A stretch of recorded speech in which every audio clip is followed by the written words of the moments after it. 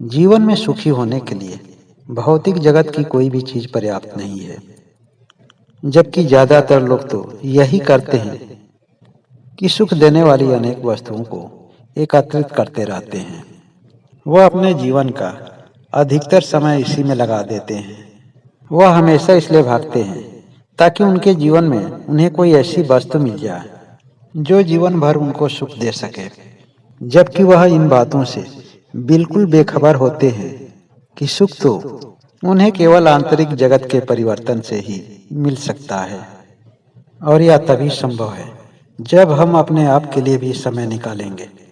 इसके लिए यह अनिवार्य है कि अपने मन और विचारों की स्थिति को समझें। जीवन में सबसे बड़ा दुख का कारण तो यही है कि हम सुखी होना चाहते हैं। अगर आप वास्तव में सुखी होना चाहते हैं तो सबसे पहले आपको सुख भूलना पड़ेगा। सुख भूलने का मतलब कि आप दुख भी भूल जाते हैं, क्योंकि दुख तो सुख की छाया है। छाया को कभी भी उसके मूल से अलग नहीं किया जा सकता है। अगर छाया मिटाना है तो उसके मूल को मिटाना पड़ेगा। न ही हमें दुख से बचने का प्रयास करना चाहिए और न ही सुख को पकड़ने का प्रयास करना चाहिए, क्योंकि सुख और दुख कोई वस्तु नहीं है। यह केवल एक विचार मात्र है और विचारों से उठने वाली अनुभूतियां हैं। अपनी समझ के द्वारा केवल इनसे बचा जा सकता है और कोई दूसरा विकल्प नहीं है। हमारे मन की प्रकृति एक बेलगाम घोड़े की तरह होती है। हमारा मन हमेशा ही इधर उधर भागता रहता है, जिसकी लगाम हमारे हाथों में होती है। अब यह हम पर निर्भर करता है कि लगाम के द्वारा अपने मन पर काबू करें। यह लगाम को छोड़कर अपने मन को इधर उधर भटकने दें। हमारे जीवन के सभी सुख और दुख इसी मन की वजह से हमें मिलते हैं। अगर हमारा मन हमारे काबू में है तो हम उसे उचित दिशा देकर हम अपना मनचाहा काम उससे करवा सकते हैं। और अगर हमारा मन हमारे काबू में नहीं है तो हमारा मन हमसे वह भी काम करवा लेगा जो हम करना भी नहीं चाहते हैं, जो हमारे अनुकूल नहीं है, जिसके परिणाम स्वरूप हम नहीं चाहते हुए भी दुख का सामना करते रहते हैं। हम अपने मन में आने वाले विचारों के सैलाब से कैसे बच सकें? एक बार एक नौजवान आदमी अपनी समस्याओं को लेकर बुद्ध के पास जाता है और बुद्ध से कहता है कि हे बुद्ध, मैं अपने जीवन में इस समय बहुत ही परेशान हूँ और मैं आपके पास इसलिए आया हूँ कि आप हमें कोई ना कोई रास्ता अवश्य बताएंगे। तब बुद्ध ने उस आदमी की बात सुनकर पूछा कि बताओ तुम्हारी समस्या क्या है? उस आदमी ने कहा कि हमने बड़े ही मुश्किल से एक व्यवसाय खोला था, जिसमें हमें काफी आर्थिक नुकसान हुआ और हमारा व्यवसाय भी बंद हो गया।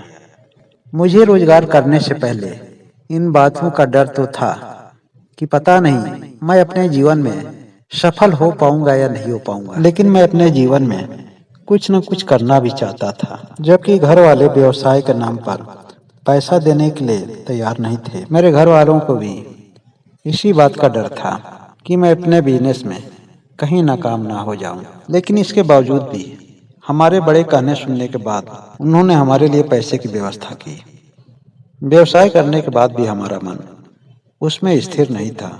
हमारा मन चंचल था, हमेशा कुछ और करना चाहता था। हमारी वजह से हमारे घर वाले भी काफी दुखित हुए। अब इसके बाद जब भी हम कुछ आगे करना चाहते हैं, हमें एक डर सा लगने लगता है। हमारे दिमाग में हर समय यही बात चलती रहती है कि अगर मैं किसी तरह से घर वालों से दोबारा पैसा लिया और दोबारा नुकसान हुआ तो इसकी भरपाई हम कैसे कर पाएंगे। इन्हीं विचारों की वजह से दोबारा मैं कोई काम शुरू नहीं कर पा रहा हूँ। एक बड़ा सा भय व्याप्त है कि अगर इस बार नुकसान हुआ तो हमारा क्या हाल होगा। हे बुद्ध, आप कृपा करके हमें यह बताएं कि अपने मन में चलने वाले हमेशा नकारात्मक विचारों से कैसे मुक्ति पाएं। बुद्ध ने उस आदमी से पूछा कि क्या तुम जिन विचारों को छोड़ना चाहते हो उन विचारों के बारे में सही से जानते हो कि यह विचार क्यों आ रहे हैं और इन विचारों का क्या मतलब है। उस आदमी ने कहा कि जब भी मैं किसी एक विचार के बारे में मंथन करता हूँ तो उसके साथ कई विचार और भी आ जाते हैं और फिर मैं विचारों की जाल में उलझ जाता हूँ। बुद्ध ने उस आदमी को एक खाली घड़ा दिया और घड़ा देकर कहे कि जाओ इस घड़े में कंकड़ पत्थर भर लाओ। उस आदमी ने ऐसा ही किया। पूरा घड़ा कंकड़ और पत्थरों से भर डाला और लेकर के बुद्ध के पास पहुंचा। बुद्ध के बगल में एक छोटा सा गड्ढा था जिसमें काफी पत्थर भरे हुए थे। बुद्ध ने उस आदमी से कहा कि इस घड़े को तुम अपना मन समझो और इन पत्थरों को विचार समझो। अब इन गड्ढों में रखे हुए पत्थरों को इस घड़े में डालो। उस आदमी ने गड्ढे से पत्थर उठाया और घड़े में डालने लगा, लेकिन घड़ा तो पहले से ही भरा था। घड़े में 2-3 पत्थर आया, बाकी पत्थर घड़े से बाहर गिरने लगे। तब बुद्ध ने कहा कि रुको जरा ध्यान से देखो, सभी पत्थर घड़े से बाहर गिर रहे हैं। घड़े में जितनी जगह थी उतने पत्थर तो घड़े में आ गए और अब इस घड़े में कोई जगह नहीं है, इसीलिए पत्थर बाहर गिर रहे हैं। अगर तुम उस घड़े में दूसरा कोई और पत्थर डालना चाहते हो तो सबसे पहले उस घड़े को खाली करना पड़ेगा। बुद्ध की इन बातों को सुनने के बाद वह आदमी उनकी बातों को समझ जाता है कि बुद्ध कहना क्या चाहते हैं। उसने कहा कि हे बुद्ध, मैं अब समझ गया कि सबसे पहले हमें अपने मन को इन विचारों से खाली करना पड़ेगा। बुद्ध ने कहा कि अभी इतने से नहीं होगा, अभी तुमको हमारी पूरी बात समझना पड़ेगा। बुद्ध ने कहा कि तुम अपने इस घड़े को एक एक पत्थर निकाल कर तो खाली कर सकते हो, लेकिन अपने मन से अगर एक विचार निकालोगे तो उसके साथ और कई विचार आ जाएंगे। जिन विचारों को तुम छोड़ना चाहोगे वही विचार तुम्हारा पीछा करेंगे। बुद्ध ने कहा कि हमारा मन तो घड़े के ठीक उल्टा है।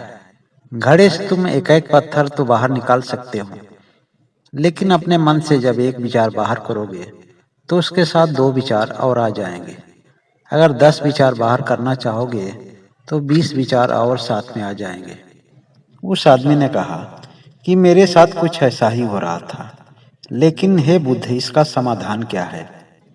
तुम किसी एक विचार को निकालो और उसको ध्यान से देखो। जैसे ही तुम उस विचार पर ध्यान केंद्रित करते हो वह विचार गायब हो जाएगा, और इस तरह से विचारों को देखते हुए तुम सभी विचारों से मुक्त हो सकते हो। विचारों को ध्यान से देखना ही विचारों से मुक्ति है। लेकिन अगर तुम इन विचारों से दूर भागोगे तो वह विचार उतना ही तुम्हारा पीछा करेंगे। उस आदमी ने कहा कि हे बुद्ध, मैं आपकी बातों को अब समझ चुका हूँ। आपकी कृपा से मेरी सारी उलझनें दूर हो गईं। और इस तरह से वह बुद्ध को प्रणाम करते हुए वापस घर को लौट जाता है।